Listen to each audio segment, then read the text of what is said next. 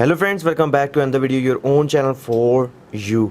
अच्छा, आज बेसिकली मैं आपको बताने जा रहा हूँ कि हम डेड लोड कैसे कैलकुलेट करते हैं कि हमारे पास ये जो स्लैब है इसका ओवरऑल डेड लोड कितना होने जा रहा है, इस स्लैब में हमारे पास डेड लोड बेसिकली है कितना, उसकी कैलकुलेशन हम कैसे करते हैं आज बेसिकली वो बताने जा रहा हूँ। टू फॉर्म्स में बताने जा रहा हूँ कि एक हम पर यूनिट एरिया कैसे करते हैं और एक हमारे पास जो टोटल डेड लोड होता है हम उसको कैसे कैलकुलेट करते हैं। सो फर्स्ट, डेड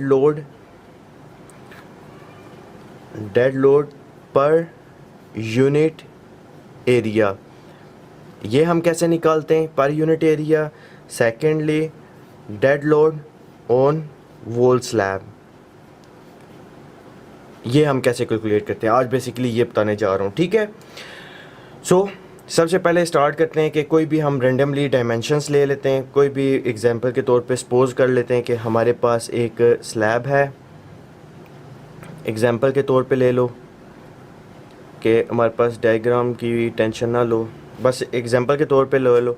इसकी विड्थ जो है वो आपके पास 6 मीटर है, विड्थ इसकी 6 मीटर है। लेंथ जो है इसकी वो आपके पास 8 मीटर है एग्जांपल के तौर पे, और इसकी थिकनेस जो है वो आपके पास है जी 150 mm कर लो, 150 mm वो थिक है। ये एक आपके पास कोई भी एग्जांपल के तौर पे एक स्लैब बड़ी है और इसका कितना हो गया 6/8 कि आपके पास एक स्लैब है, 6/8 की स्लैब है। अब उसमें आपने कैलकुलेट करना है कि आपके पास कि इसका डेड लोड कितना आ रहा है पर यूनिट एरिया, फिर हम करेंगे dead load on wall slab. सबसे पहले करते हैं फ्रॉम वन मेथड, ये जो फर्स्ट मेथड है इसके ज़रिए करते हैं। सो सबसे पहले हमें पता है कि हम जो है क्या कैलकुलेट करते हैं कि हमारे पास उसकी जो यूज़ हो रहा है वो क्या चीज़ यूज़ हो रही है। अब इसके अंदर हमारे पास एक स्टील है और एक हमारे पास कंक्रीट है, ठीक है। स्टील प्लस कंक्रीट, इसका कॉम्बिनेशन हमारे पास क्या कहलाता है, RCC, ठीक। RCC है हमारे पास। सो डेंसिटी आपको पता होगा, फॉर्मूला हमारे पास होता है density is equal to mass over volume, ठीक। सो मैस क्या, वेट। सो हम कैसे वेट निकालते हैं, इस तो ऐसे भी कर सकते हो, volume multiply by density, okay. So volume multiply by density होगा। सबसे पहले हम कौन से मेथड से कर रहे हैं, हमारे पास जो मेथड है वो हमारे पास फर्स्ट हमने किया है कि हमारे पास पर यूनिट एरिया कितनी आ रही है। सबसे पहले जो स्लैब थिकनेस जो आपके पास कितनी है 150 mm, ये जो आपने यहाँ पे नोट डाउन किया। अगर इसको मीटर में करते हैं डिवाइड बाय 1000 तो आपके पास है 0.15 मीटर, ओके। सो स्लैब थिकनेस हमारे पास गिवन है। डेंसिटी हमें पता होता है कि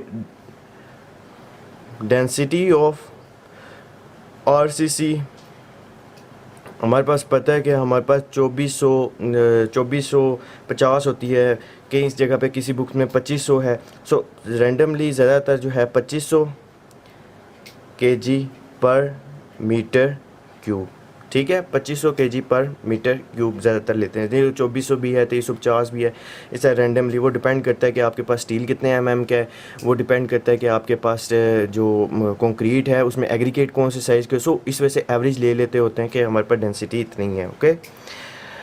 सो dead load per unit area हम कैलकुलेट कर रहे हैं। सो वॉल्यूम हमारे पास कितना है, वॉल्यूम किस चीज़ से होता है, length multiply by width multiply by height.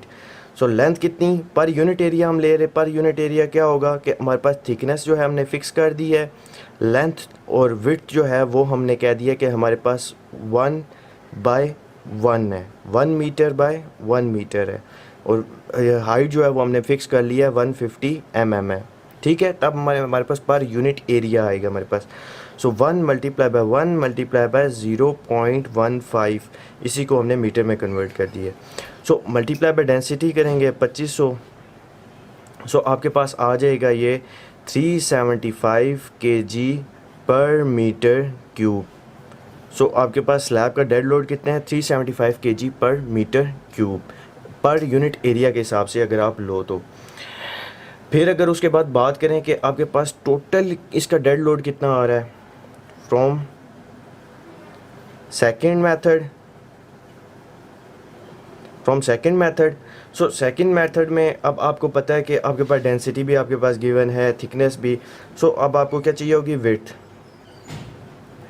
आपके पास कितनी है 6 मीटर,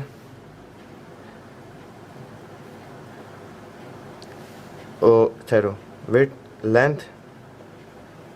लेंथ कितनी है आपके पास 8 मीटर, और height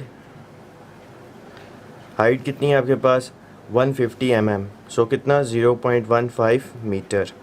okay, so dead load कैसे होगा,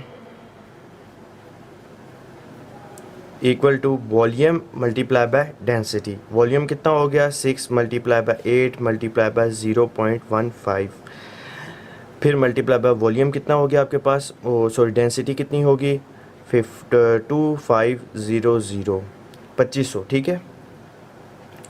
सो जब हम इसको कैलकुलेट करते हैं तो हमारे पास आ जाता है जो फाइनल रिज़ल्ट है वो 18,000 kg। 18,000 kg हमारे पास टोटल डेड लोड प्रेजेंट है। किसका, ये जो आपके पास ये जो स्लैब है पूरी, उसका डेड लोड टोटल जो है 18,000 kg आपके पास प्रेजेंट है। सो बेसिकली इस तरीके से कैलकुलेट करते हैं कि हमारे पास डेड लोड कितना है इस स्लैब का, कोई भी सेक्शन है स्लैब का कि उसका डेड लोड टोटल कितना है, उसको हम इस तरीके से कैलकुलेट करते हैं। सो चैनल ज़रूर सब्सक्राइब करो, बेल आइकन को प्रेस करो और वीडियो ज़रूर लाइक करो। कोई भी मसला हो इस वीडियो से रिलेटेड कुछ समझ ना आ रही हो नीचे कमेंट करो, मैं सॉल्व करने की कोशिश करूँगा। So stay tuned, bye bye, next video में मिलते हैं।